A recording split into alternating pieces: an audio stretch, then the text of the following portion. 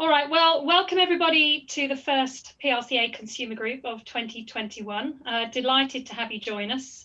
My name is Joan O'Connor. I'm chair of the PRCA Consumer Group, and I'm joined by Ruth AllChurch, who is vice chair, as well as Bibi, Hilton and Simon Shaw, who will introduce themselves in a few minutes. I hope you are all keeping well and surviving what seemed like an incredibly long winter so far. But being optimistic, things look like they're opening up soon. So whilst this session is virtual, seriously hoping that sometime later this year, we may get to do one session face-to-face if we're lucky. Anyway, delighted you've chosen to spend an hour with us today in your lunchtime, and I hope you'll find the session both interesting and informative. So the format today will be a brief panel discussion followed by a Q&A. Where I hope you'll have some comments and questions for the panel afterwards.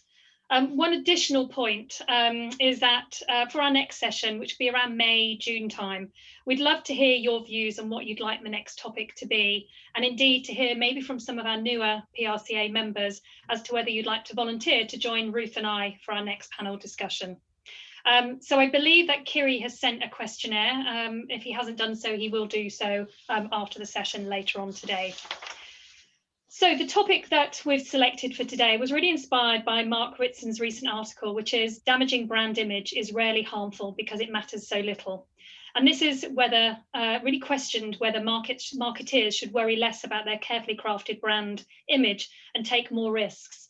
In the article, he cites Boohoo, Porsche, Ben & Jerry, all of who did brand activations and modifications to their products, which was very different to their core business, but in the end, the long-term impact didn't seem to affect sales or indeed their consumer intent to buy.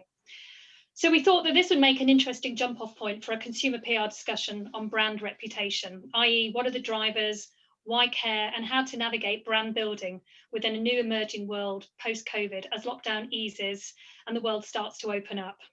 We look at how in these turbulent times, it will be consumer behaviour that will continue to shape how we market to them and what those expectations and priorities will be of brands and companies. So before we get started, let's first hear from the panel. Quick hello and who they are. Start with you, Ruth. Hello, everybody. It's lovely to be here. Thank you, Joan. Looking forward to our first session of the year. I'm Ruth AllChurch. I'm sure I know a few of you already, but for those of you that don't know me, I am Managing Director at We Communications in London. And have been at We for 3.5 years now. I've had an in-house stint as well, which some of you may know, at Diageo for 8 years, where I was head of brand PR for Europe. So it's been an interesting experience being on both sides of the fence. Looking forward to today's discussion. Bibi? Thanks, Joan. Thanks for including me today. So I'm Bibi Hilton. I was previously Managing Director of Golan, which probably most of you will know me from that. But about a year ago, I pivoted and went back to really focus deeply on a big client, not only a big client of Golan's, but a big client across the group that owns Golan, which is Interpublic. And I now lead the Unilever business across the Interpublic group. Thank you. Simon. Hi, thank you for inviting me today. It's great to be here. My name is Simon Shaw. I'm the Global Chief Creative Strategy and Innovation Officer at Hilton Strategies. My background is largely consumer, but over the last, I guess, few years, I've been focused on how to link together kind of consumer and corporate. And that's very much the drive that I've been pushing at Hilton in terms of how we start to integrate those two areas together as it becomes, I'm sure we'll talk today, as they become more blended together. Great, thanks, Simon. So I think the thing that we've learned about most over the last year is the importance of resilience. Resilience has taken on a new meaning for us as individuals, as families, as communities, and also as global citizens. And it's true also of brands and companies that have had to weather the storm, being more resilient, looking at those challenges and changes that are impacting their brands and business. And in Mark Ritson's article, he talks about the importance of brand image, but it's also true to say that ultimately marketeers can sometimes overstate the importance of brands for consumers. Brands are also resilient and consumers are certainly not idiots. So perhaps playing it safe for the benefit of consistency should be replaced by maybe taking more risks and understanding that brands are significantly more robust than most marketeers appreciate. So question one for the panel today is, given the importance of resilience for brands as witnessed over the last 12 months, what observations have you made about learnings around building and preserving reputation? And also, ultimately, in your opinion, who've been those winners and losers? I'll start with Ruth. You're on mute. Thank you. So I guess, everything has changed and nothing has changed. So, brands have always had to work really hard to cut through, whether that's just to make some noise and, be disruptive, to cut through against competitors, to stand out from the crowd, to create buzz, or to take a stand on an issue. I guess 'twas ever thus in terms of brand marketing. So when we're looking back over the last 12 months, I don't actually think that has redefined brand marketing. But of course, what we have seen is some changes and some real winners and some real losers. So the backdrop of COVID hasn't impacted anything, in my opinion. So I guess starting with the losers, it was actually easier to think of losers than it was winners. I don't know how the other panelists found this when they were having a think about it, and I don't know what that says about the state of our kind of brand marketing over the last 12 months.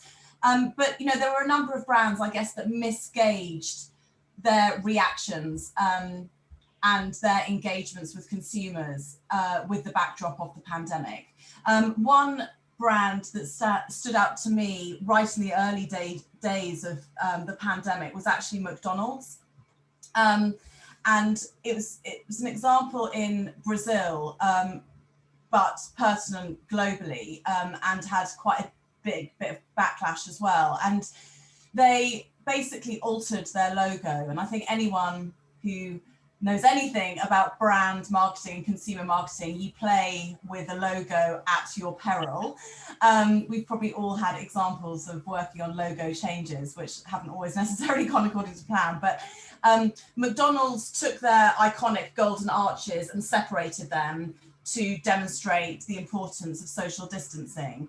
And it received a huge amount of backlash for being pretty tokenistic, and just not in tune with what was going on at that time. So I guess for me, that was a good example of a brand, reputationally doing themselves some damage and not thinking through the impact of their actions. It also was supported on social media at the time, and again, of course, as we all know, that is a hotbed for backlash and consumer engagement. So things went pretty badly for them around that alteration. We know this week their arch rival Burger King, and we were just talking about it before you guys joined today, and I'm sure it'll be mentioned by the other panelists as well. But this week with International Women's Day, we saw Burger King put out a tweet around needing more women belonging in the kitchen, and again that had huge backlash and felt tokenistic in terms of what they were out to do. Of course, when you read a bit more about it and understand what the context was and the rationale for doing it, it actually makes a lot of sense in terms of how they got there, but tonally they got it massively wrong. I guess just one, so those are sort of two losers, and I was trying to be fair by picking McDonald's and Burger King, two examples, but I guess a winner, and staying in that FMCG space, but a winner for me has to be Brewdog. And again, everyone will know that their timely response at the beginning of the pandemic really stood out for being genuine, authentic, on brand, and purpose driven. And them pivoting their offer away from alcohol in punk beer to alcohol in punk hand sanitizer was a genius masterstroke, really, from a brand marketing perspective. And even up to quite recently with the vaccine rollout, offering up their pubs for vaccines for the general public as well. And I think they even went so far as to offer free beer for everyone that got a vaccine. So I guess that just shows how tonally the brand got it right. They managed to preserve their reputation and arguably enhance it by being purpose-driven and being of use to consumers as well, which again I think is probably something that we'll talk about a little bit more. So there's some examples from me. Great examples, thanks Ruth. And Bibi, I think one of the dangers we've probably seen with COVID is this idea of, you know, brands coming out with vanilla or almost samey communications. What was your perspective on that? Yeah, I think that's exactly what happened. I think everyone was in a rush. You know, we talk so much about being culturally relevant or responding to what's happening in the world in our discipline. And I just think there was this huge rush to kind of, you know, throw up in the air whatever campaign you've been planning and rush out to do something COVID relevant that was being kind of discussed in meeting rooms, well, virtual meeting rooms anyway, all over the place. And I think what ended up happening was people pivoted away from the comms plan they had for 2020, and everyone's communication then became completely the same. It all had the same kind of slightly weepy music, the same kind of messaging around, you know, we're here for you no matter what, from some brands that really frankly didn't have a very relevant role to play in people's lives at an incredibly challenging moment. And I think that has been quite damaging to many brands, because they weren't able to communicate in the way they'd intended that's relevant to their purpose or to their core offering. I think the brands that did very well in response to COVID were the ones that were able to pivot their purpose to align with what people actually needed at that moment in time, and to what, you know, an aspect of COVID that people were dealing with on a daily basis. And I think within my own kind of world of Unilever, a brand that did that very well is Persil. So, you know, Persil, as many of you will know, the whole brand is about get outside, get your kids outside and getting messy and having fun with art at school, etc. And at that period in the spring, obviously none of that was happening. If you cast your mind back, playgrounds were even closed when the pandemic first hit. So they pivoted very rapidly. This literally happened within 24 hours, very fast, to say actually that brand point of view around play being good, mess being good for kids' development, we can still do that even if we were at home inside and in our own gardens. It doesn't have to be in the wider world. So they rapidly pivoted. They set up a kind of art and craft school online, because obviously at that point we were all desperate for things to do with our kids, and were able, but it felt really authentic because it was still true to what the brand is all about. So whether you're doing art at home or you're out getting muddy in a wood somewhere, we're still there to get you clean, and we've got your backs. And I think that was just a really great example of responding to what people were actually looking for at that point in time, rather than just the kind of vanilla emotional, oh, we're here for you, even if we are car insurance or something that's perhaps not really what people needed at that point in time. Great, and thanks, Bibi. So Simon, on that point, so from a resilience point, some brands, what would you say is kind of next? What do you think we're going to start seeing as a result of the last 12 months and those learnings that Ruth and Bibi have just talked about? I mean, I think both Ruth and Bibi mentioned the word purpose in there as well. And I think, you know, I think pre-COVID, I mean, I think we see two periods. It's like pre-COVID, there is COVID, and then there's post-COVID. People often talk about it in terms of pre-war and post-war, in terms of how people are going to have to behave differently. And unfortunately, probably the economic situations we'll be in and all of those types of things. And I think the during COVID, it really was that I think the lazy purposes, and I think purpose just became so ubiquitous pre-COVID. You know, everyone was talking about it and nobody was really thinking about it and defining it properly. And I think those kind of lazy purposes were really quite exposed during COVID. And I think that's where a lot of brands perhaps made some missteps during that period. And I think, you know, when we think of purpose, and, you know, when we help brands with purpose, we think about it in three sort of areas. We think about, you know, what you do, why you do it, and why it matters to the broader world.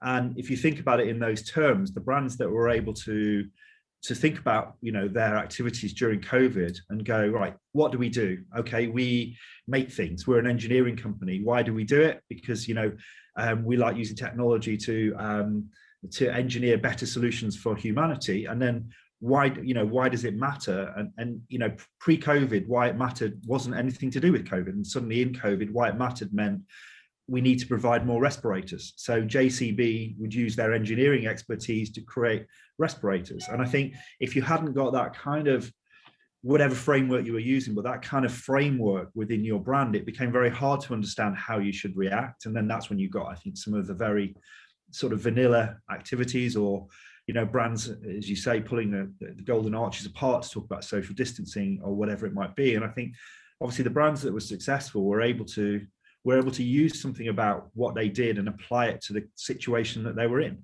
And I think, post-COVID, I think it feels to us at least that I think brands are going to start to think more rigorously around purpose and defining purpose. So they won't be able to, get away with saying our purpose is a tagline, or it'll have to be rooted in the boardroom and actually really drive all of their activity, whether it be consumer or corporate. So I think that's what we'll see happen, and we're already sort of seeing it happening. And I think we're going to talk about ESG and all those things later. I think that whole measurement system that's going to come in and the way that capital is going to move is only going to drive that more quickly as we come out of COVID, hopefully, fingers crossed. Yeah, thanks, Simon. And actually, it's such a great point now to the next section, which is where we start to think about, I do think this idea of, almost flexi purpose or purpose that was kind of just tagged on to the end of something. And I think what we're starting to see now, so much talk around ESG, so environmental, social and governance. And really, this has so much more impact now on brands because companies are having to invest in their ESG now in order to satisfy the financial institutions. And I think we're seeing that those companies that are most successful are the ones that have strong and do well from an ESG point of view. So with that in mind, looking at what impact, as question 2, will this have on brands, especially when we're bringing this to the attention of a consumer audience? So I think the question, starting with Simon again, just following on from what you were saying, is what will consumers be, will they care about ESG, and how will they start to think differently? I mean, I think there's sort of 3 things you can say about that. I think when I think about it, and I think inherently no, consumers won't care about ESG, but in reality, it will impact businesses. So I don't think necessarily consumers are suddenly going to walk around talking about ESG, or we're going to see, on a product on a shelf the ESG score of the company. But I do think that actually that notion of ESG and being able to effectively measure purpose in a simple way will actually become really interesting. I think there's 3 things that are fascinating around that. The first is it is a board level conversation. So suddenly purpose, ESG, whatever you want to call it, is part of the board conversation. And I think previously perhaps a little bit it's been part in the marketing bucket, not necessarily in the boardroom bucket. And I think so that's going to change. And I think there are certainly challenges around that when you think about it, environmental, social and governance, because largely they sit with different people in the board. So there's a huge integration issue that companies are having to kind of work with right now. And then how that then gets played out through their products and then ultimately through their product marketing, I think will be a really fascinating thing to watch. I think the second thing is, as I said, I don't think consumers suddenly know what ESGs are, but I have seen the research that during the pandemic, companies with higher ESG scores have outperformed from a product sales point of view, companies with a lower ESG score. So somehow having an ESG score, which is only really a measurement, is actually coming through in the way that perhaps products are marketed or the communications around those products. So I do think that it is going to drive consumer behavior, even though they're not necessarily going to think about it in terms of ES and G. And then I think the third area that I think is most fascinating around this is the kind of the impulse versus considered purchase decisions. And I think ESG is going to drive huge change, because I think if you think of things like your pension versus an impulse purchase, things like your pension, technology is now enabled us all to choose a little bit more where our pension's invested. So when we're sat there, in a considered mindset, as a behavioral scientist would say, we're considering where we would like to see investment, and we're looking at it in a very rational way, and we're going to choose to invest just as the financial community has through our pensions or whatever it might be, in companies with high ESG scores. And I think that's going to drive capital, it's going to drive money into those companies, and therefore those companies will do better. And as they do better, then of course we'll end up buying their products. Versus I think when you're on the high street, if we ever go back to the high street, but when you're making a purchase, more of an impulse purchase, you're not thinking about those things. And so, but inevitably, the things that you will be buying will be influenced by actually the rational way that capital moves. So I do think it's going to impact consumer comms, absolutely, and I do think it's going to impact consumer behaviour. Thanks, Simon. So I think there's a really good explanation there of kind of a reason to believe in ESG, and again, the growing importance now that we're seeing from board down. Bibi, from probably Unilever is probably best in class. Have you any real examples of how this is now kind of translating into brands from a Unilever perspective? Yeah, I mean, I think it's widely known, ESG is really at the heart of Unilever's entire business model, and what they've been doing over the past, I'd say probably the past decade, is fusing kind of not just treating those kind of initiatives. So primarily it started with sustainability and now is obviously broadened out into other areas at a Unilever corporate level, but has absolutely made it at the heart of what's powering their brands.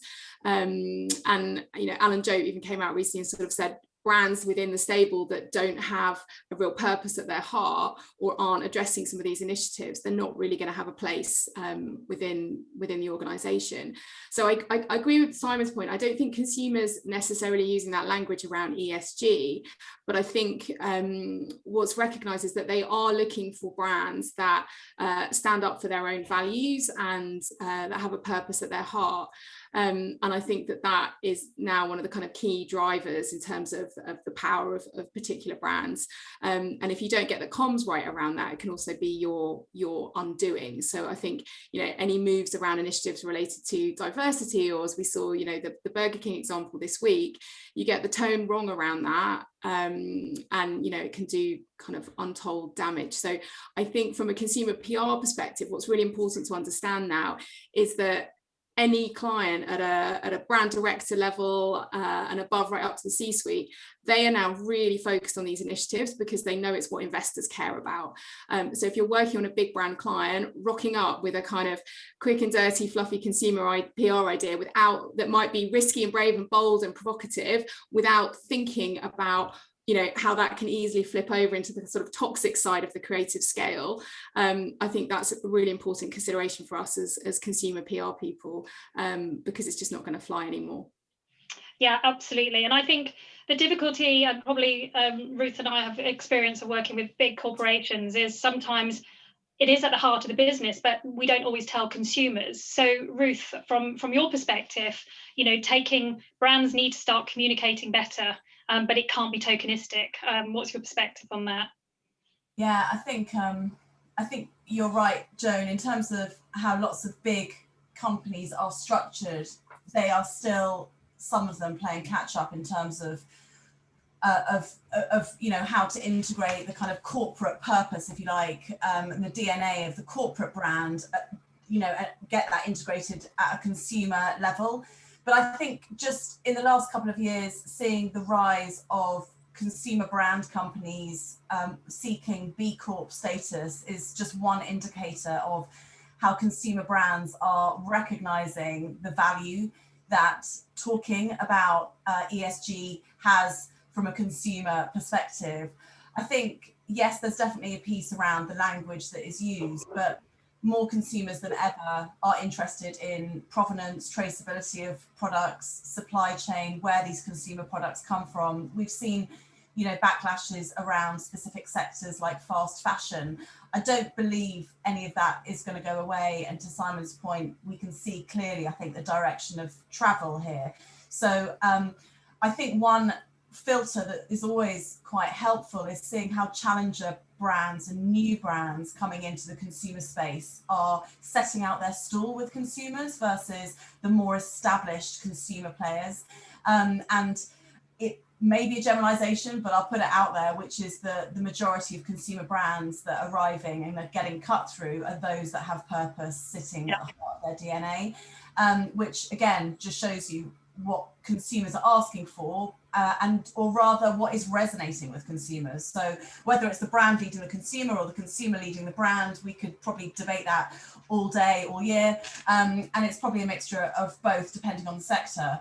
But I wanted to just touch on a different sector to FMCG that sits in the consumer space, which is the luxury fashion space, for example, there's been quite a lot of studies done recently coming out of COVID about what consumers, what has changed with consumers around what they're looking for and what they want to buy in sort of luxury fashion, and it's been shown that actually there's a huge amount of concern in that space, specifically around issues like local production and reduced waste. So again, not dissimilar to what we've seen in fast fashion in the past, but I suppose people have often thought of luxury fashion as a little bit impenetrable, and somehow they can get away with taking those, you know, sustainability risks more, and they sit at such a different premium price point that they're kind of out of the touch of, out of the reach of most of us. But actually, even they have been impacted, and consumers' minds have shifted in that space. So I do think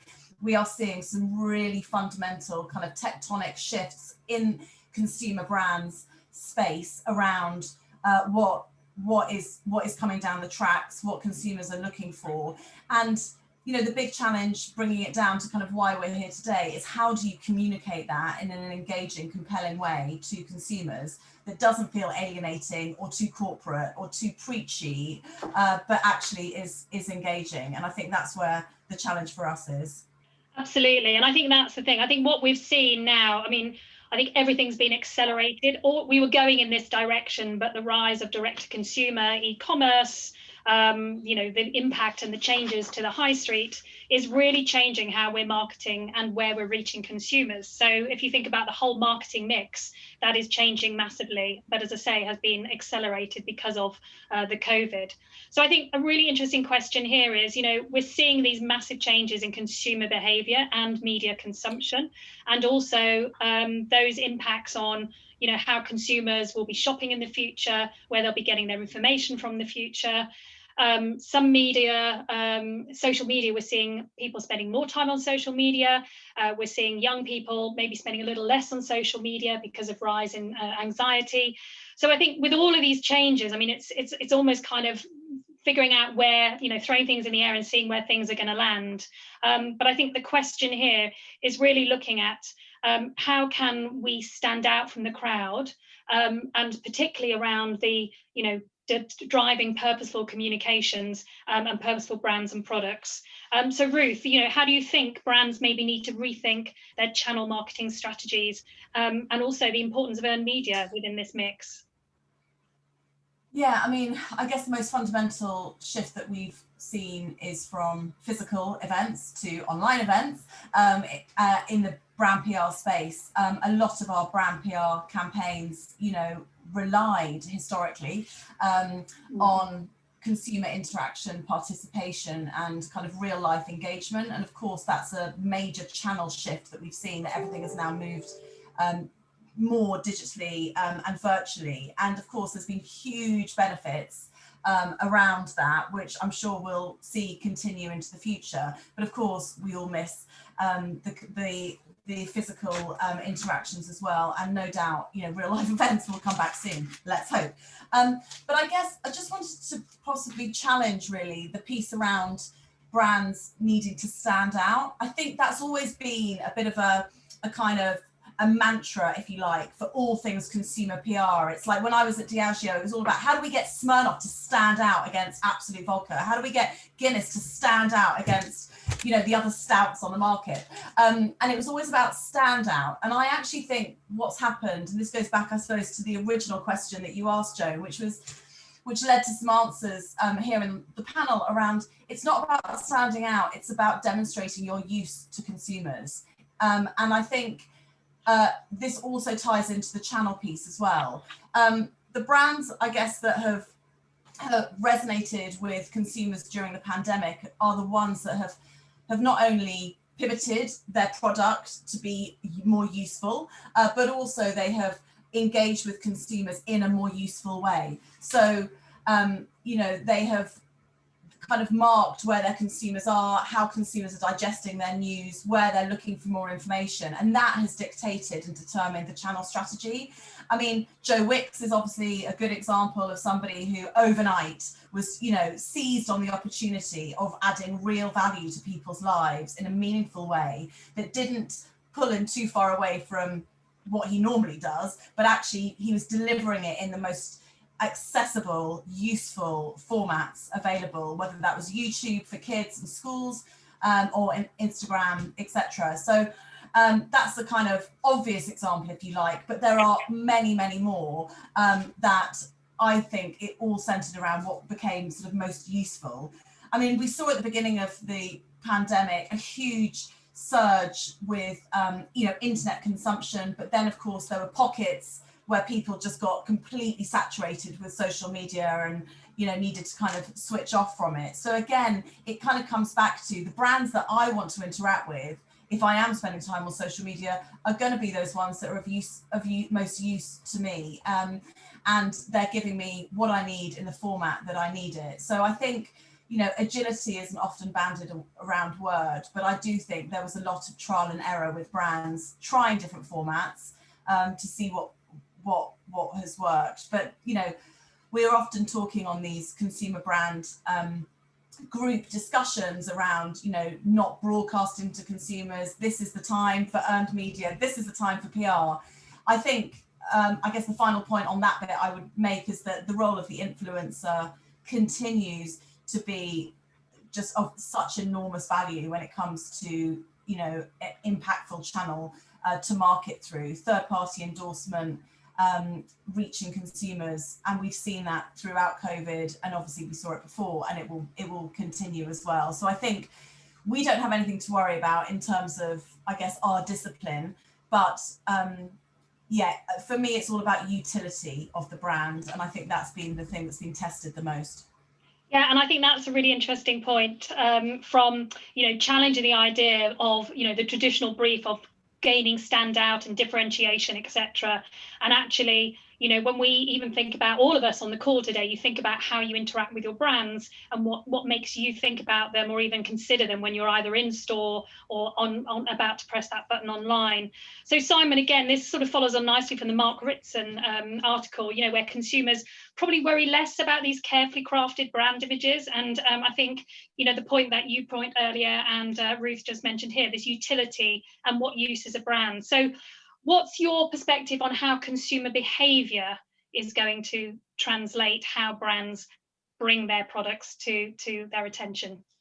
I mean, I think there won't be a sudden shift back to the way things were. I think obviously brands are still going to probably predominantly have to, sell a lot of things online, and we're not suddenly going to return back to that. But talking to some of our sister agencies more in the e-commerce space and how they're seeing consumer behaviour change, I think what we're seeing is brands having to go into one of two directions really, and one direction which is probably not the one that most brands will take is more around the value and convenience kind of end. And I guess therefore to Ruth's point, their user value is about value and convenience, and I guess that you go in that direction and you're up against the Amazons of this world, you're up against those type, and so it's not a particularly going to be fruitful space, I think, for a lot of brands to head in that direction. And then the other area is around reconsidering kind of experience and what experience means. So if if no longer we're going into a shop to buy shampoo, and therefore we're not suddenly seeing on the shelf a number of different choices, but rather we're just clicking on a button every week on our online shop to get the same shampoo over and over again. Brands are going to have to start to think about how they bring a different kind of experience to their consumers, whether that be owning a different part of the chain. So whether that be the delivery person who knocks on the door, are they your new brand representative? Just as it used to be perhaps when you were launching a product into Boots, you inducted all the staff in Boots into your new product, and they became the ambassadors for your brand. So are suddenly those types of people going to suddenly become the new brand ambassadors?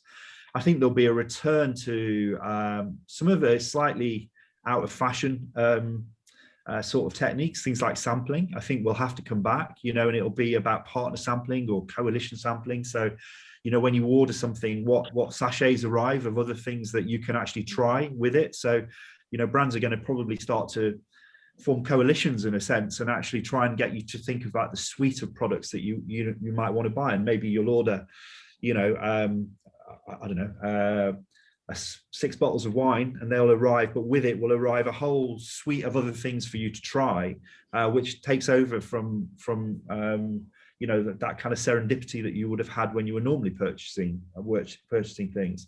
And then I guess, again, back to Ruth's comments, I think social commerce and the role of influencer will become huge. And I think that's what we're seeing.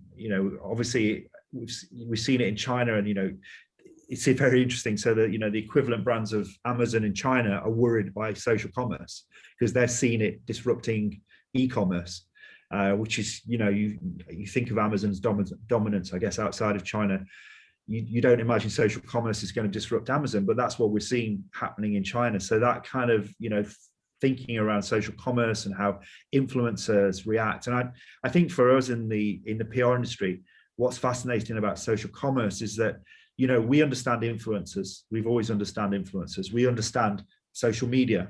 The only bit perhaps we're not so good at is the commerce bit. But out of those 3 bits, of all agencies, we're the ones that probably have the most understanding of social commerce. So it's a really interesting space for us, I think, as a community, as the public relations community, to kind of think about as well in terms of how we engage with consumers. So I would say those are the sorts of things that, I guess, quite excitingly, it's going to be nice because it's going to be new things. How are we going to market in new ways? And we're going to have to be quite innovative in terms of how we get consumers to try things. If you launch a new product, how are you going to get that consumer to try it if they ideally don't really want to go into, or the high street shops are shut and or closed or won't open again? And what's the high street going to become? Is it going to just become a huge sampling space? It might well do, who knows? And then you'll still make the purchases online.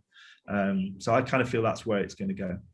I think really interesting this whole Bibi, looking at this whole idea of reconsidering the route to market and what that consumer experience will be. We obviously saw Amazon store this week opening with nobody in it. There was an example last night on the national news of a store in Sweden servicing people, again with nobody in there serving. I think there's all sorts of different ways that we're going to see, but there will still be a need for bold and brilliant marketing. And how do you think, from an earned media lens, we can think through creativity to still stand out in consumers' minds when they are considering a purchase online with a shampoo, as Simon was saying, when they're not necessarily thinking about a brand, but they're thinking about price at that time? Yeah, I mean, I think from a creativity and standing out perspective, I think the importance of data and insight has probably never been more so, because I think as the routes to market change, to Simon's point, you've got to be aligned with those different channels and where the consumer's mind is at that point in time. And that's where I think we as a discipline need to be much better at being more targeted, and kind of understanding what's driving the purchase, what's the channel where they're going to be looking to make the purchase, and then how can we get our creative idea into that journey to purchase and kind of play a critical role. And I think the creativity, kind of I said earlier, I think gone are the days when I first started out working in consumer PR, you just kind of throw a lot of different things at the wall and you'd get away with just having a bit of fun with it. Whereas I think now it needs to be bold, brilliant marketing, but it's just got to be really rooted in a very, very sharp consumer insight. And to Simon's point, be linked very clearly back to purchase. And I think that's what clients are really wanting. I think your second point was around active link between consumers and activists, right?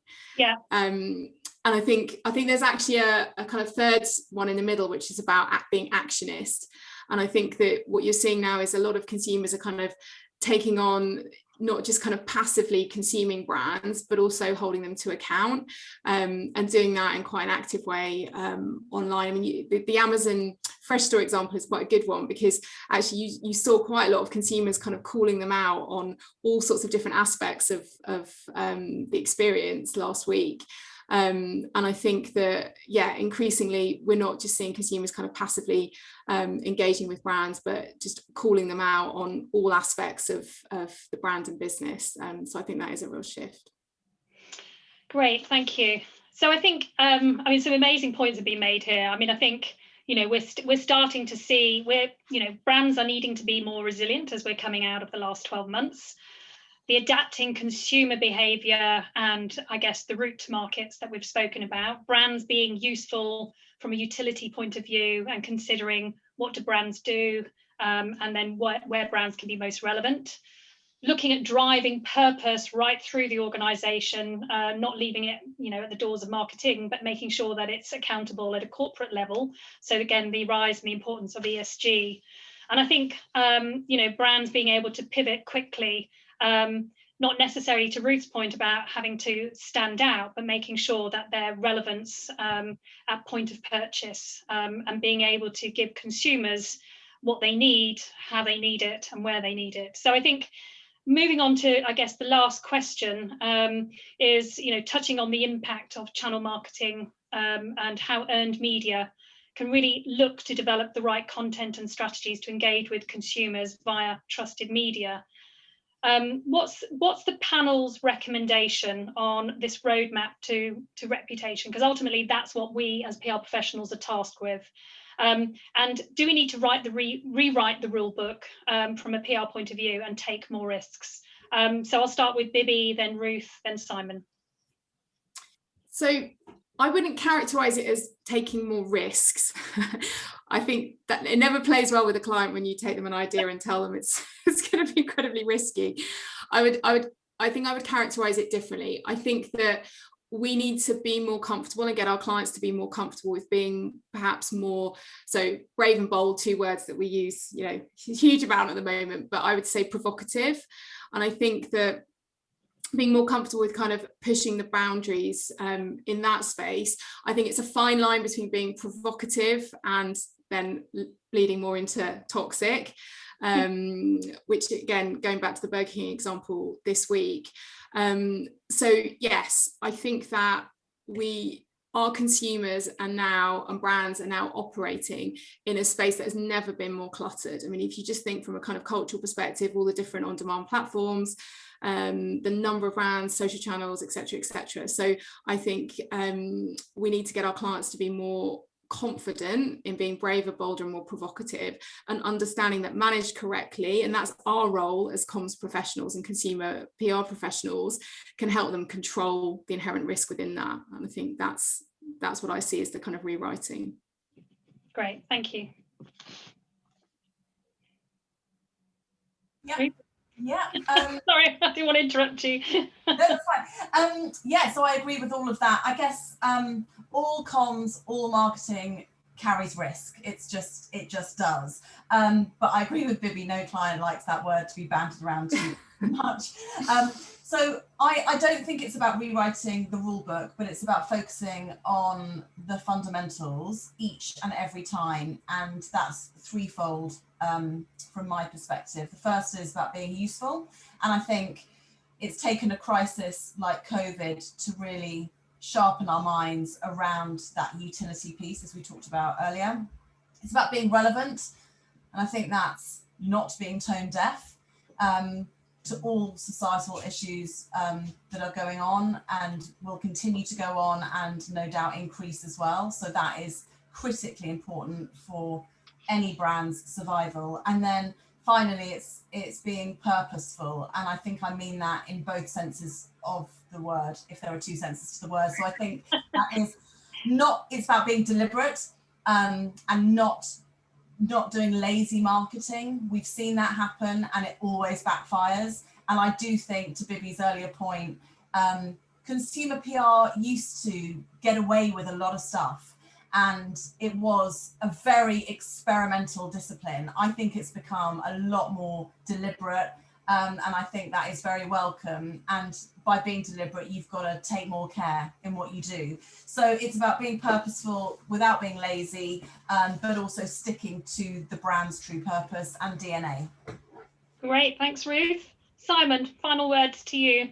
I think this. Yeah, I mean, I agree with everything everyone said, really. I think, but I do think there are 3 things that I guess we're thinking about, or I would say we need to think about. One is we need to rethink what this consumer corporate kind of relationship is, because we don't want to end up just being the executors of corporate strategy, which there is a danger we could end up in that space. So I think we need to rethink and make sure we take out the right role, as consumer PR people as part of that conversation. And I think maybe even the notion of consumer PR and corporate PR will eventually sort of blur into one, I hope. And so we just become, communicators on behalf of the client.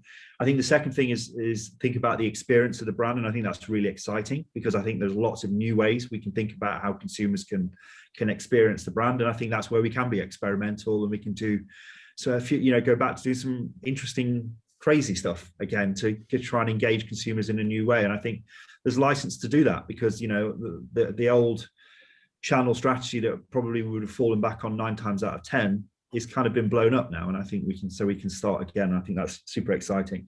And then the third thing about risk is we've got to think, I think we've got to think beyond ESG, if I'm absolutely truthful, because I think ESG hasn't really settled yet. We're not yet at a point where we even have a standardized way of measuring ESG. So but ultimately, we've got to think beyond that for consumers. It's like B Corps will do businesses with B Corps, and actually there's a sort of shared value exchange that happens there. And the thing we haven't touched on today in terms of risk and ESG is supply chain. And suddenly your supply chain is going to be exposed, and how are you going to decide whether or not, what level of ESG score are you happy to engage with in your supply chain? And that's all going to be out there for everyone to see. So where previously, risk has been, you discovered this fashion brand was making this in this factory in this place, and they weren't necessarily looking after the employees correctly. Suddenly the whole ESG or transparency of your supply chain is going to come forward. So I think brands have got to sort of, ESG after all is just a measurement system. Brands have almost got to decide what's beyond that, and what do we want to be, and therefore who are we going to work with beyond that, because there's, you only measure things after they've happened, and actually you need to get ahead of that, and it's ESG is just pushing that conversation. But I think there's a great opportunity for brands to kind of take a leadership role there, whether it's in B Corp or whether it's something else, I don't know. And I suppose the final, I don't know, my final plea, I suppose, in terms of when we think about this is, I do think there's still a role for us to be entertaining, for brands to be entertaining, because, if you scroll through LinkedIn or whatever it is right now, everything is terribly kind of the moment. And it's kind of, at some point, hopefully, we'll be beyond this moment, and, and actually we can be entertaining again, and there's also a reason why we spend too long scrolling through TikTok, and it isn't because of the brand communications, it's because it's kind of entertaining in a very simple way. And I think we're going to need some of that relief as well, because I think after we come through this period, in the post-COVID period, just like in the roaring 40s, was it? After the war, there's going to be that kind of feeling, and brands need to have a role in that, I think, in terms of actually making us all feel better again, and actually all feel entertained and happy. In conjunction with, of course, the serious things we need to address. I think that's a last great point, and potentially, again, we are asking for ideas for the next session, but I do think this whole idea of entertainment and seeing where, from a cultural perspective, communications can take that, because we'll start to see its impact on fashion, retail, commerce, everything. And I think that's a really interesting place to go as we start to come out, God willing, out of these latest lockdowns. So with that, oh my God, we haven't run over. We have a few minutes left. That almost never happens, for some questions. So I'd love to open this up to our guests. If you have a question for Simon, Bibi or Ruth, please raise your hand now or come off mute and ask a question. So please do. It'd be great to hear your questions. Anyone brave enough?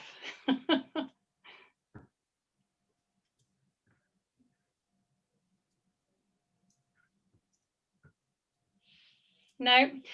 Well, in that case, I'm going to ask one quick question of the panel. Looking forward, I guess, to the next, let's say the summer this year, what will you be doing differently within your organisations and businesses? And how will you...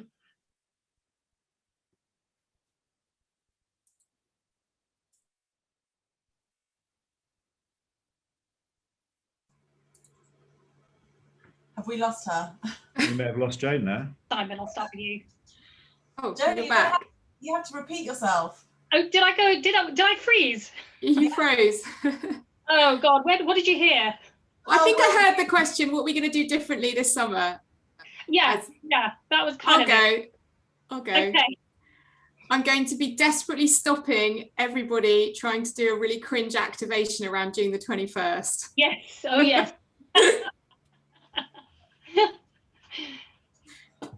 That's it. Okay, well, that's a minded mission for sure.